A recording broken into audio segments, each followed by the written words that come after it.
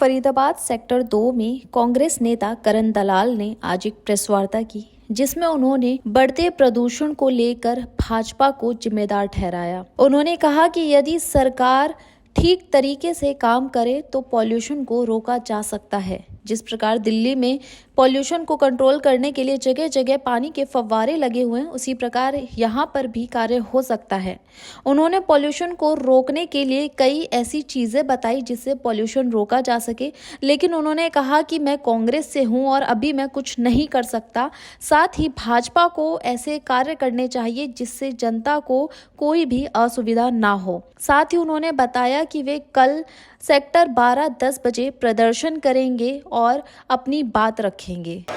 आज मजबूर होकर के जो धरने का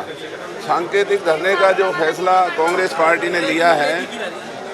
उसकी वजह है फरीदाबाद में जो ये प्रदूषण का जो माहौल बिगड़ा हुआ है, जो लोगों के आज बच्चों के लिए, बुजुर्गों के लिए, महिलाओं के लिए इस प्रदूषण में जीवन को जीना बहुत मुश्किल हो रहा है। सरकार हाथ पर हाथ रख कर के बैठी हुई है, प्रशासन अपनी जेबें भरने में लगा हुआ है। तो ऐसी सूरत में लोगों को बचाने का एक बहुत ज़रूरी ये काम है और हमने इस प्रदूषण पर लगाम लगाने के लिए सरकार को सोई हुई नींद से जगाने के लिए कल 10 बजे फरीदाबाद सेक्टर 12 में एक सांकेतिक धरना हम वहाँ पर रखेंगे और वहाँ सरकार की पोल खोलेंगे कि किस तरीके से जो नाजायज़ कारखाने अफसरों की लूट की वजह से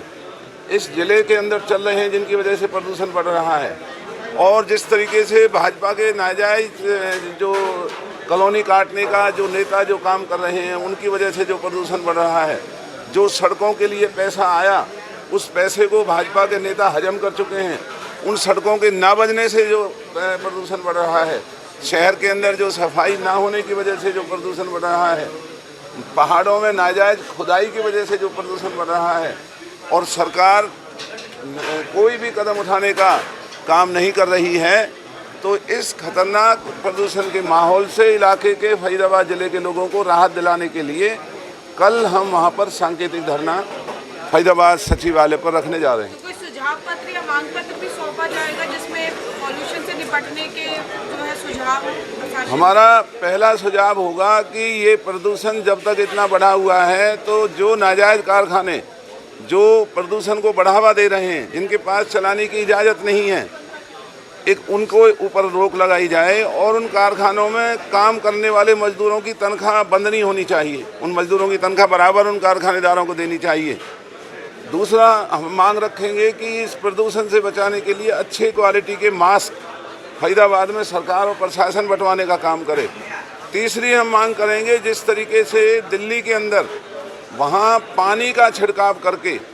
वहाँ प्रदूषण को रोकने का काम हो रहा है, वो काम यहाँ भी होना चाहिए। और जो नाजायज़ खुदाई पहाड़ों में हो रही है, उस नाजायज़ खुदाई के ऊपर रोक लगनी चाहिए।